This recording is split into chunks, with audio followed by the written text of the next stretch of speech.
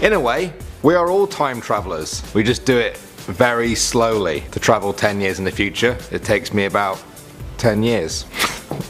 I don't know. But there are cases out there which people hold up as proof of time travel being possible. Some of them are photos, some of them are even videos. Some of them come from the supposed time traveler themselves. Let's see what you guys make of all of it. My name is Danny Burke and this is the top 10 scary time travel stories. Coming in at number 10 now, we have Håkan Nordqvist. In 2006, this Swedish man claimed he had been to the year 2046. How did he get there?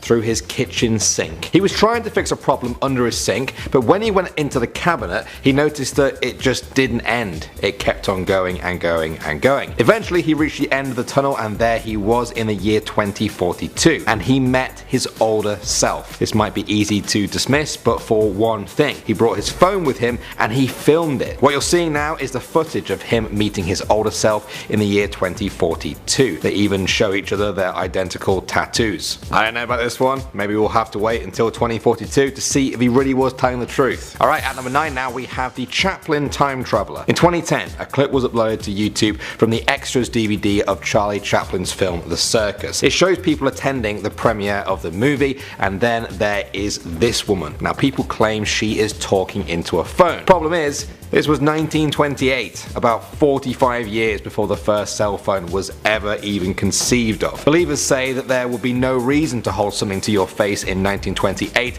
and talk into it, so what was she doing? Was it a cell phone? Is she a time traveler? Or is there some simple explanation for it? At number 8 now we have the Hamburg bombing. In 1932, two German news reporters visited the Hamburg shipyards to work on a story. J. Bernard Hutton and Joachim Brandt finished their interviews, and as they left, they heard aircraft above them. The sky was filled with warplanes. They heard the city's anti-aircraft guns firing as bombs exploded around them. The shipyard was being bombed. Huge fires started. Warehouses collapsed. The two men ran to see if they could go and help someone, but were told by a security guard to just leave. As they drove away, the sky suddenly started to clear. The streets were busy again with people. The buildings were totally intact. They looked back and everything was fine. They told their editors this, who dismissed it completely, so the men just kind of forgot about it. 11 years later, in 1943, at the height of World War II, the Hamburg shipyards were bombed by Britain. Bernard Hutton saw the newspaper pictures and felt a shiver along his spine. The scenes of devastation were exactly what he had seen in person 11 years before. At number 7 now, we have the time-travelling hipster. This is a picture from 1941 of the reopening of a bridge in British Columbia, Canada. People's eyes were immediately drawn to this man. His clothes don't seem to fit in. He looks more like a modern day hipster than someone from 1941. People said his camera was just too compact for that era. For them, this was a sure sign of a time traveler wearing and using things that just didn't exist back then. The photo has been deemed as authentic. It's not a fake. Critics of this theory though say that the clothes and the camera were available at that time, though not widely common. Alright, at number 6 now we have Andrew Carlson. In 2003, this man was arrested for playing the stock market too well. Over a 2-week period, he went from having $800 to $350 million. He was arrested on the allegation that he had insider information. Under questioning, he confessed he was actually from the year 2256. That's how he knew which stocks were going to perform best. He promised to tell them the whereabouts of Osama bin Laden or the cure to AIDS if they let him go. He supposedly predicted the exact date of the Iraq war starting as proof. The police essentially dismissed him as crazy and found no evidence that he had committed fraud, so they let him go. As the world media swarmed to interview him, he was gone and has never been heard of since. Coming out number 5 now, we have Sir Victor Goddard. He was a famous British air marshal, most famous for his squad picture that contained the supposed ghost of a former member. He also claimed to have travelled in time. In 1935, he was ordered to fly from Scotland to England when he passed over the abandoned Drem airfield. At that time, it was out of use. Plants had grown everywhere. There were even cows grazing on the runway. Suddenly, he ran into a strange storm. The clouds were yellow, and Goddard became disorientated. He was just lost in the clouds and falling. Then the yellow clouds broke and he could see the airfield again. The storm vanished. Everything was clear. The airfield had changed. There were now mechanics there working on brand new planes. 3 of them he recognized, but the 4th was a monoplane that didn't even exist in 1935. The planes were all yellow and the mechanics were wearing blue overalls. He had never seen anything like it. Eventually though,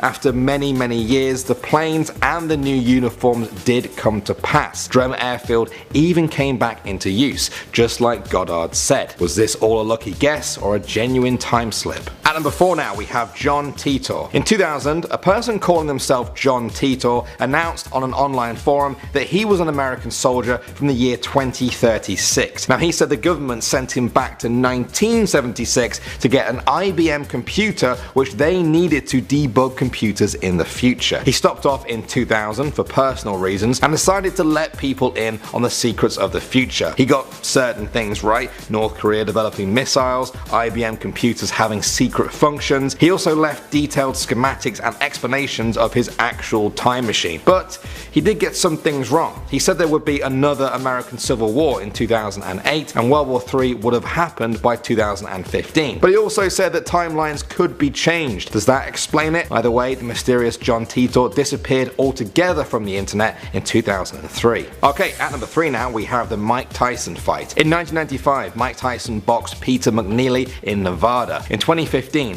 YouTube started buzzing with people saying that in the background of one of the clips of this fight there was a time traveler. They said this woman here was carrying what is clearly a smartphone and taking pictures, years before that was even possible. They said that no phone like that existed in 1995 and that it even flashed red like a smartphone. Other people countered by showing examples of cameras that did exist back then that kind of look similar. What do you guys think though? Is it too close to call, or is it proof of a time traveling boxing fan going back to watch their favorite match? Okay, at number 2 now we have the astronaut. The Catedral Nueva in Spain started being built in 1513. It's a grand old cathedral with a lot of nice stonework you'd expect from the Middle Ages, except for one bit of it. There, along one of the entrances, is a carving of an astronaut. What is an astronaut doing on a 16th century church? Well, this is where the explanations divide. The church itself and many other people there say that the astronaut was added as part of a 1992 restoration project. That makes sense, but others say that doesn't add up. They say that the astronaut was carved a lot earlier than that